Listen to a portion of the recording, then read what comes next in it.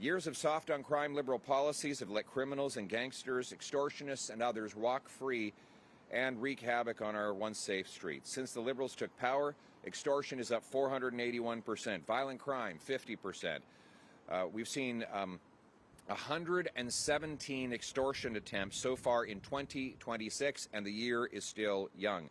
That's up 1,570% since a year ago. That means under Carney, extortions are up 1,570% here in British Columbia. In May, Surrey police charged a 22-year-old with over a dozen offenses of extortion, arson, and firearms. We see violent instances across the province.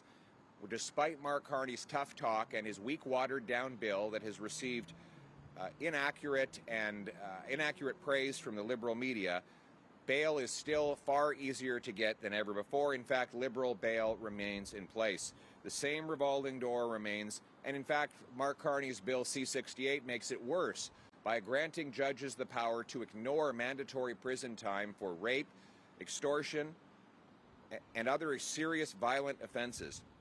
I met a lady at the airport the other day who told me that she moved from Vancouver to Mexico so that she would feel more safe. Let that sink in. She feels more safe in Mexico than in Vancouver. Yesterday, I talked to a very successful young entrepreneur in his 30s who's moving to Florida, not just because he feels unsafe in Toronto, but because he can't afford to pay the taxes there. Mexico, by the way, going back to Mexico, is not in a recession. Canada is. So if it's just about tariffs, why are the Mexicans able to avoid a recession while Mark Carney is not?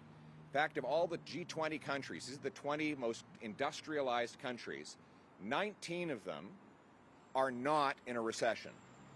One is, and that's the Mark Carney economy here in Canada. Why is it that only Canada under Mark Carney is in a recession?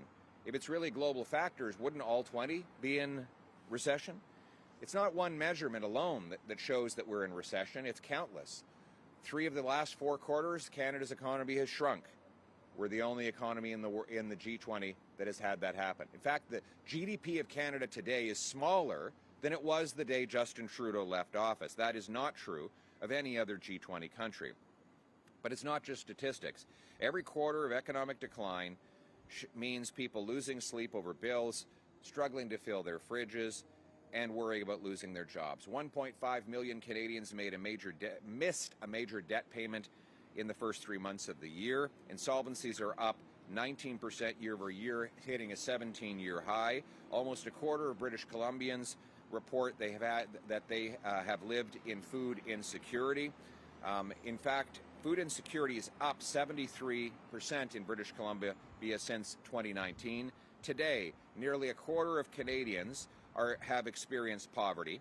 40% lay awake at night, have literally told pollsters they're losing sleep because of their finances.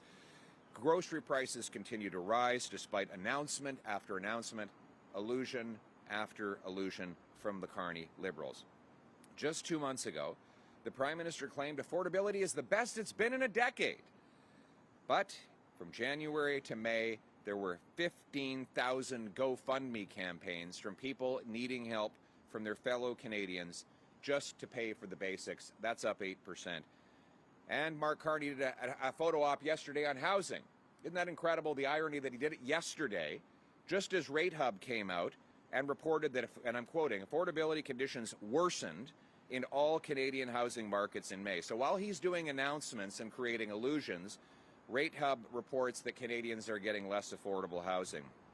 Now, it was reported recently that right here in BC, an 87-year-old man has to live in a Tim Hortons. Can you imagine trying to sleep in a Tim Hortons on one of those metal chairs, your head leaning against those cold glass windows, listening to coffees being served and doors opening and slamming all night long? This cannot go on. Our biggest export can no longer be Mark Carney's speeches. Canadians cannot eat re-announced Liberal promises. Symbolic signing ceremonies of meaningless MOUs don't pay people's mortgages. Illusions don't fill people's gas tanks. We need to get back to reality. And the reality is that nothing has changed if you look past the announcements and the feel-good photo ops. Nothing has changed in your life. Mark Carney has doubled Trudeau's deficits, is spending 5% more year over year, kept every anti-development law in place, is increasing the industrial carbon tax 6 times higher than Trudeau's. There are 500 projects awaiting federal approval, while Mark Carney holds photo ops to celebrate just 1 or 2. But Conservatives are fighting back. We want to restore Canada's promise that hard work gets you a great life with a nice house that you own and a mortgage you can pay down, food that you can afford, a car that you can gas on a safe street under our proud flag. We want a Canada that's affordable at home, self-reliant at home, and safe at home. That's why we're calling for the scrapping of all gas taxes for all of the year to save Canadians $1,200 between now and Christmas. $20 a fill-up and 25 cents a litre. We should eliminate GST on all used cars. The car's already been taxed. Get rid of the double tax to make it more affordable for people to buy that used car. We want to unlock and unblock our industry by getting rid of the industrial carbon tax, and we want to protect your home and your property. That's what we're here to talk about today. Property rights and home ownership have been under threat after the BC Supreme Court found that Aboriginal title takes priority over fee simple title.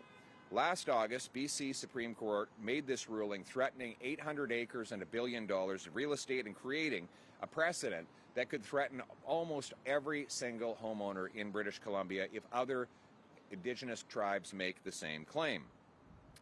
And what did the federal Liberals do? Because this is a federal lawsuit that is aimed at the federal government.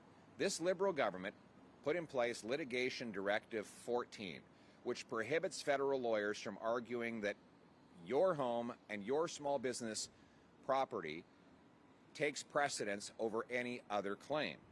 Litigation Guideline 14 literally bans our lawyers from defending your home and making the necessary arguments. Instead, Liberals showed up at court making small technical arguments that the judge easily threw out. The judge, in fact, noticed that the Liberals had not argued for the extinguishment of all other claims in the event of fee simple property when she made her ruling. So that's why we brought this to the attention of Mark Carney. He claimed he was going to be different. So we assumed that he would change this Liberal litigation directive. We were wrong.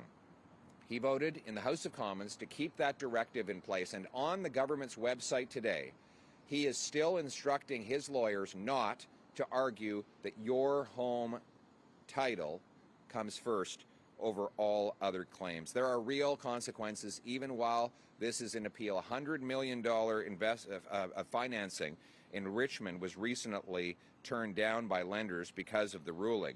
For the Prime Minister to claim that he disagrees with the Cowichan ruling while he bans his own lawyers from making the necessary arguments to overturn it is dishonest. But it gets worse.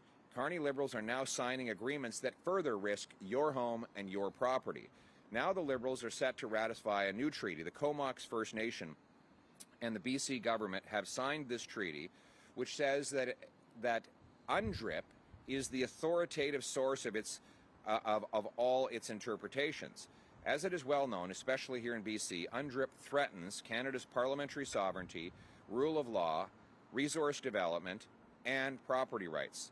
The BC government has already found itself in high-profile court cases because it has adopted UNDRIP through the DRIPA law. By implementing an agreement that appeals to UNDRIP as the authoritative source, the Carney Liberals would elevate UNDRIP from policy commitment to legally binding guideline, threatening your home and threatening resource projects. Further, the Comox Treaty also refers to itself as a living agreement, meaning that it will never be settled, that it could be renegotiated with more and more demands for decades to come. Enough is enough. Conservatives support the opportunities and the rights of Indigenous people. We want Indigenous Canadians to have the chance to have great lives with clean drinking water, with home ownership, with the chance to build businesses and enrich their people. But that cannot happen by taking away the property rights or blocking the resource development of other British Columbians and Canadians. Instead, we need Comox agreement to be put on hold. The Comox Treaty fails to explicitly and clearly protect property rights something Conservatives have called for as a prerequisite for all future treaties. And it's something that we need to do in light of the ruling by Cowichan, the Cowichan ruling, and the Musqueam Rights Recognition Agreement. So we're worried that this is going to lead to 10 or 15 or maybe even 20 years of confusion and uncertainty that threatens the stability of British Columbia's economy. This treaty will have to come before the federal Parliament for approval, and that is why I'm announcing today that Conservatives will stand up for property rights, for your home, for economic development, for our economy, and for affordability by voting against the Komox Treaty. And we encourage all British Columbians to contact your Member of Parliament and ask them to join Conservatives in defending your home by opposing the Komox Treaty. Send a message. That is what we're saying to British Columbians today. Send a message to the Liberal government in Ottawa that it is time to defend your home, your property, your economy, your pocketbook by opposing this treaty. Send your Member of Parliament a message that they should vote in the House of Commons for your home and your benefit. Send a message that enough is enough. We need to protect all Canadians. Conservatives will fight for an agreement that respects Indigenous concerns, provides certainty and finality, but explicitly defends property rights and, more importantly, rejects UNDRIP. Because we know that we must restore hope for all Canadians, Indigenous and non-Indigenous alike, that anyone from anywhere can achieve anything, that hard work gets you a great life, an affordable home and food, a safe street under our proud flag. Thank you very much. Let's keep the fight alive.